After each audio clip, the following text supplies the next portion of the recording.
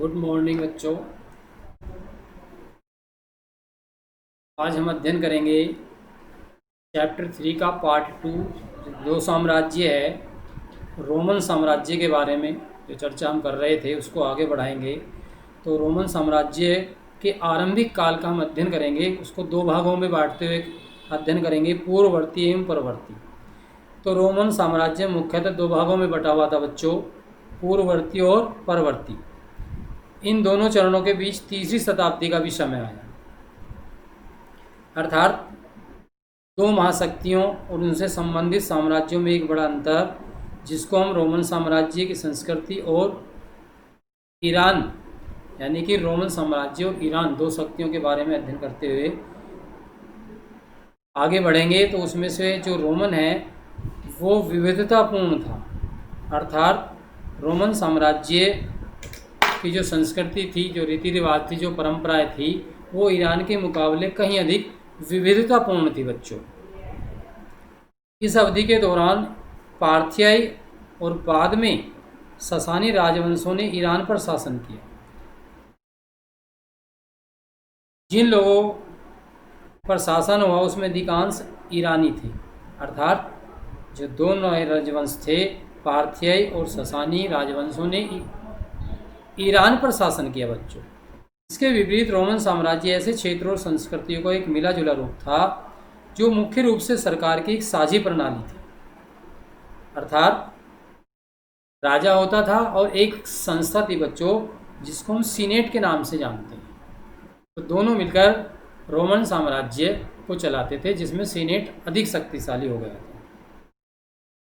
साम्राज्य की अनेक भाषाएं बोली जाती थी, परंतु प्रशासन के प्रयोजन के लिए लातिनी और यूनानी भाषाओं का ही प्रयोग किया जाता था। दो भाषाएं प्रमुखता थी, लातिनी और यूनानी।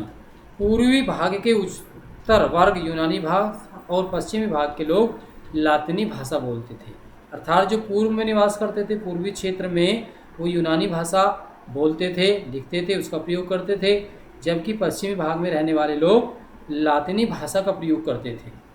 ठीक, तो इस प्रकार जो है चाहे किसी भी क्षेत्र में कोई सी भी भाषा क्यों ना बोली जाती हो बच्चों, जो राजा था वो प्रजापालक था, अर्थात वह सभी क्षेत्रों में रहने वाले प्रजा को समान रूप से देखता था। बीच में पहले एक बच्चों पॉइंट है, उसको समझेंगे, सीनेट। तो सीनेट संस्था क्या थी बच्चों, इसको समझ लीजिए। सीनेट संस्था एक ऐसी संस्था थी जिसमें अभिजात वर्ग या धनी वर्ग लोगों का दबदबा था, अर्थात धनवान लोगों का एक समूह था जो सीनेट नाम की संस्था का निर्माण करता था। या यूँ समझे कि जो सीनेट संस्था थी उसमें धनी वर्ग के लोग ही अधिक थे, अर्थात धनी वर्ग के लोगों से मिलकर वह बनी थी जो राजा के कार्यों में हस्तक्षेप करती थी। इसके विपरीत जो है पांच गणतंत्र, यानी कि इस साम्राज्य में गणतंत्र एक शासन व्यवस्था थी। गणतंत्र व्यवस्था क्या होती है, जिसमें जनता की भागीदारी होती है, अर्थात एक राजा भी होता था। ठीक, तो उसके बाद 509 ईस्वी से 2700 ईस्वी पूर्व तक जूलियस सीजर के दत्तक पुत्र उसके ऑक्टिवन ने तख्ता पलट दिया और अब सत्ता अपने हाथ में ले ली और ऑगस्टन नाम से सम्राट बन बैठा, रोम का सम्राट बन बैठा। तो यहाँ पर दत्तक पुत्र क्या होता है, दत्तक पुत्र होता है गोद लिया हुआ पुत्र। तो प्रथम अगस्टक ने 2700 ईस्वी पूर्व में राज्य स्थापित किया जिसे प्रिंस से पेट कहा जाता था। यद्यपि अगस्टक एक छत्र शासक सत्ता का वास्तविक स्रोत था, तथापि इस कल्पना को जीवित रखा गया। वह केवल एक नागरिक था, निरंकुश नहीं था, अर्थात जो राजा था कौन, अगस्टक, वह निरंकुश नहीं था और राज्य का वह एक आम नागरिक की भांति था, अर्थात वह अपने आप को एक नागरिक, आम नागरिक की भांति बच्चों समझता था। ऐसा सीनेट को सम्मान प्रदान करने के लिए किया गया था, क्योंकि सीनेट जो एक शक्तिशाली संस्था थी उसको सम्मान को रखते हुए राजा ने, किसने, अगस्टक ने स्वयं को बताया, कहा कि वह एक आम नागरिक की भांति कार्य करेगा। सीनेट वह निकाय था जिसने उन दिनों में, जब रोम रिपब्लिक अर्थात गणतंत्र था, सत्ता पर अपना नियंत्रण रखा था। जैसा मैंने अभी बार बार जिक्र किया कि राजा के साथ साथ सीनेट जो थी एक शक्तिशाली संस्था थी, वो राज्य पर नियंत्रण रखती थी। सीनेट के सदस्य इसके आजीवन सदस्य रह सकते थे। वे प्रशासनिक कार्यों की देखभाल करते थे। लोकसभा कमीसिया सेंचुरियाटा के सभी प्रकार के निर्णयों को सीनेट की स्वीकृति मिलनी आवश्यक होती थी। रोम में सीनेट नामक संस्था का अस्तित्व कई शताब्दियों तक रहा। अर्थात रोम में जो संस्था थी सीनेट, उसका वर्चस्व कई शताब्दियों तक रोम साम्राज्य में रहा। परंतु आगे चलकर उसमें कुलीन एवं अभिजात वर्ग, मुख्य रूप से रोम के धनी परिवारों का प्रतिनिधित्व था। आगे चलकर क्या हुआ, इसमें इतावली मूल के जमींदारों को भी शामिल कर लिया गया। अर्थात प्रारंभ में केवल अभिजात वर्ग था, लेकिन बाद में आकर इसमें जो जमींदार वर्ग थे उन लोगों को भी इसमें सीनेट्स में संस्था में शामिल कर लिया गया। रोम के इतिहास की अधिकांश पुस्तकें जो आज यूनानी और लातिनी भाषा में लिखी मिलती है, उनके द्वारा स्पष्ट हो जाता है कि सम्राटों की परख इस बात से की जाती है कि वह सीनेट के प्रति शत्रुतापूर्ण व्यवहार करते थे तथा उनको शक की नज़र से देखते थे या फिर उनके साथ क्रूर हिंसा करते थे। अर्थात जो धनी वर्ग था वो सीनेट के साथ जो है वैमनस्यपूर्ण शत्रुतापूर्ण व्यवहार भी बच्चों रखता था। उन्हें सेनेटर गणतंत्र के विरोध का सामना करना पड़ता था। जैसे सीनेट ने सम्राट नीरो को मार डालने का निर्णय लिया। कई सेनेटर्स गणतंत्र युग में लौटने के लिए तरसते थे, परंतु अधिकतर सेनेटरों को यह एहसास हो गया था कि जो असंभव था। सम्राट और सीनेट के बाद साम्राज्यिक शासन की एक अन्य प्रमुख संस्था सेना थी। तो इसके अलावा शासन व्यवस्था को चलाने के लिए एक व्यवस्था थी, वो थी सैनिक व्यवस्था। फारस के साम्राज्य में बलात् भर्ती वाली सेना थी। अर्थात फारस में क्या था, सेना में लोगों को ज़बरदस्ती भर्ती किया जाता था, लेकिन उसके विपरीत रोमन साम्राज्य में सेना की भर्ती व्यावसायिक रूप से की जाती थी। अर्थात उनको वेतन दिया जाता था। सेना वेतन पर वह रखी जाती थी। वह अपनी एक विशेष साम्राज्य, जैसे सेना विशाल साम्राज्य का एक संगठित निकाय थी। अर्थात एक ऐसी सेना की व्यवस्था की गई थी जिसको नगद वेतन के रूप में दिया जाता था, जिसको स्थायी रूप से सेना में भर्ती किया जाता था। उसको सारी सुख सुविधाएं भी प्रदान की जाती थी। तो चौथी शताब्दी तक इसमें 6 लाख सैनिक थे तथा उसके पास निश्चित रूप से सम्राटों का भाग्य निश्चित करने की शक्ति थी, क्योंकि सेना बहुत अधिक थी। तो उस सेना के बल पर ही राजा क्या अपना साम्राज्य का विस्तार निर्भर करता था। सैनिक बेहतर वेतन तथा सेवा शर्तों हेतु निरंतर आंदोलन करते रहे। नगद वेतन के साथ साथ लगातार जो है सैनिक अपनी मांगों के लिए शासक से और संस्था से, सीनेट संस्था से वो मांग करते रहते थे, आंदोलन करते रहते थे। रोम के स्थायी एवं नियमित वेतनभोगी सेना थी। तो रोम में क्या था, इसके विपरीत उनके पास एक संगठित और नियमित सेना होती थी जिसको उचित वेतन मिलता था। ये सुसंगठित सेना अपने कार्यों में दक्ष थी, निपुण थी। सैद्धांतिक रूप से सेना सम्राट के नियंत्रण में कार्य करती थी, परंतु व्यवहार में सेना का नियंत्रण सेनापति के हाथ में रहता था। तो सर्वेसर्वा राजा होता था वैसे तो सेना का बच्चों, लेकिन यदि वास्तव में देखा जाए तो सेना का नियंत्रण वहाँ के सेनापति के हाथ में होता था।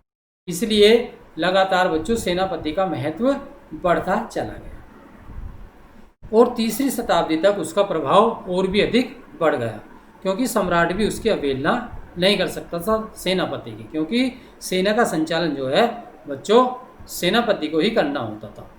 और दूसरी जो संस्था थी सेनेट, उससे घृणा करती थी। सैनिक अपने सेनापतियों एवं यहाँ तक कि सम्राट द्वारा स्वयं निराशा महसूस करते थे। वे आंदोलन साधारण सैनिक विद्रोह का रूप ले लेते थे। कभी कभी क्या होता था, जब वो अपनी मांगों को लेकर आंदोलन करते थे तो कभी कभी सैनिक विद्रोह के रूप में वो भड़क उठता था। सीनेट जो है सेना से घृणा करती थी, उससे डरती भी थी, क्योंकि सेना की संख्या बच्चों जो सैनिक थे उसमें बहुत अधिक लोग सम्मिलित होते थे, जबकि सेनेट जो एक संस्था थी उसमें बहुत कम लोग सम्मिलित होते थे। इसलिए वह उनसे घृणा भी करती थी और डरती भी थी, उसको डर भी लगता था। वह प्राय अप्रत्याशित हिंसा का स्रोत थी। तीसरी शताब्दी की तनावपूर्ण स्थितियों को देखते हुए सरकार को अपने बढ़ते हुए सैन्य खर्चों को पूरा करने के लिए भारी कर लगाने पड़ते थे, क्योंकि सेना को उसको नगद वेतन देना होता था। अतः सम्राट अभिजात वर्ग और सैन्य साम्राज्य के राजनीतिक इतिहास के तीन मुख्य खिलाड़ी थे, अर्थात तीन भाग उस शासन व्यवस्था को चलाने वाले थे। तीन लोग थे, जिसमें प्रमुख था सम्राट अभिजात वर्ग यानी कि कुलीन वर्ग यानी कि सीनेट संस्था। तीसरा था वहाँ की सैनिक सम्राट जो थी। वो तीनों ही उस रोमन साम्राज्य को अच्छे से चला रहे थे, बढ़ा पा रहे थे। अलग अलग सम्राटों की सफलता इस बात पर निर्भर करती थी कि वे सेना पर कितना नियंत्रण था, अर्थात सेना उसके नियंत्रण में किस प्रकार कार्य कर सकती है। जब सेनाएं विभाजित हो जाती थी तो इसका परिणाम गृह युद्ध हो जाता था। तो कभी कभी क्या होता था, सेनाएं आपस में विभाजित हो जाती थी, जिसके कारण वहां पर कभी कभी बच्चों गृह युद्ध भी हो जाता था। आगे है 69 ईस्वी को छोड़कर जब एक के बाद एक कुल मिलाकर 4 सम्राट गद्दे पर बैठे तो पहली 2 शताब्दी में कोई गृह युद्ध नहीं हुआ एवं अपेक्षाकृत शांति रही। प्रारंभ में वहाँ पर शांति बनी रही, अपेक्षाकृत।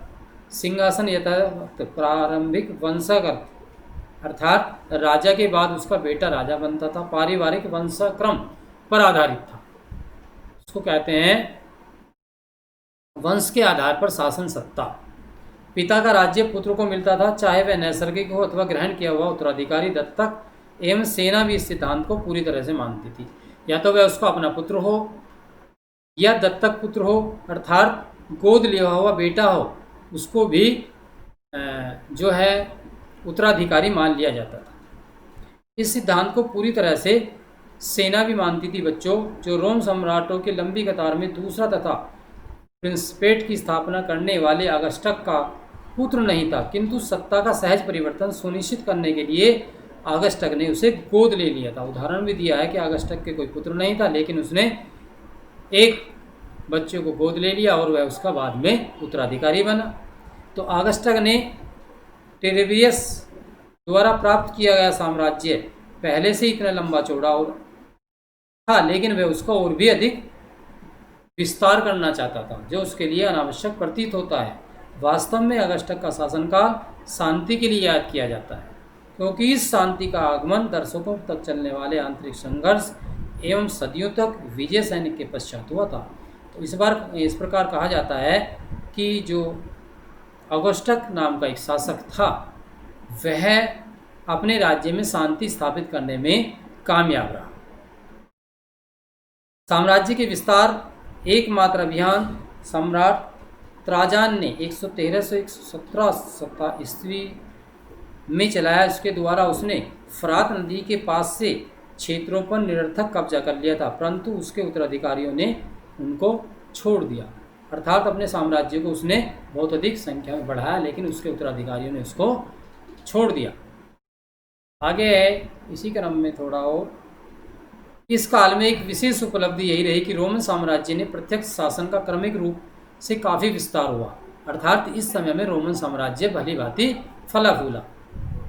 इसके अनेक आश्रित राज्यों को रोम के प्रांतीय राज्य क्षेत्रों में मिला लिया, अर्थात छोटे छोटे क्षेत्रों को जो आसपास के थे उन्हें अपने क्षेत्र में रोमन साम्राज्य में मिला लिया था। निकटवर्ती पूर्व राज्यों से भरा पड़ा था, परंतु दूसरी शताब्दी के प्रारंभिक वर्षों तक राज्य फरात नदी के पश्चिम में पड़ते थे, उन्हें भी रोम द्वारा हड़प लिया गया। जो फरात नदी थी उसके आसपास के जो क्षेत्र थे उसको भी रोमन साम्राज्य में मिला लिया गया। ये राज्य क्या थे? ये राज्य बड़े ही समृद्ध थे, इसलिए इनको उन्होंने रोमन साम्राज्य में बच्चों मिला लिया था। जो राज्य थे हेराल्ड, वह लगभग 54 लाख दिनारियम राशि यानी कि सोने की मुद्रा इसको देता था। और दूसरा है दोनारियम, ये क्या होता था? ये चांदी का सिक्का होता था। ये भी राज्य रोमन साम्राज्य को टैक्स के रूप में उसको देता था, कर के रूप में देता था। वास्तव में इटली के सिवाय, जिसे उन शताब्दियों से प्रांत नहीं माना, साम्राज्य के सभी क्षेत्रों में बटे हुए थे जिनसे कर वसूला जाता था। अर्थात प्रांतों की दो श्रेणियां थी। सीमावर्ती प्रांत जो नज़दीक के होते हैं, अपने राज्य से सटे हुए मिले हुए होते हैं, उन्हें सीमावर्ती प्रांत कहते हैं। दूसरे हैं सामान्य प्रांत जो थोड़ा दूरी पर थे। सीमावर्ती प्रांतों का शासन सेनापति के जिम्मे होता था। जो सीमाओं से जुड़े हुए क्षेत्र थे उनको सेनापति देखता था। जो अंदरूनी सामान्य प्रांत थे वो सम्राट उनके कार्यों को देखता था। दूसरी शताब्दी में जब रोम अपने चरमोत्कर्ष पर था तो रोमन साम्राज्य स्कॉटलैंड से अर्मेनिया की सीमाओं तक था तथा सहारा से फरात, कभी कभी उससे आगे तक भी यह साम्राज्य फैला हुआ था। उन दिनों शासन व्यवस्था को चलाने के लिए आज जैसी कोई बच्चों सरकार नहीं होती थी। फिर भी प्रश्न यह उठता है कि सम्राट इतने लंबे चौड़े तथा तरह तरह के इलाकों पर नियंत्रण कैसे रख सकते थे। तो इसके लिए यही था कि जो राजा होते थे वे अपने साम्राज्य जो उन्होंने दूर दूर तक रखा था उसके लिए उसने केंद्रीय स्तर, राज्य स्तर, प्रांत स्तर पर सरकारों का गठन या निर्माण किया था।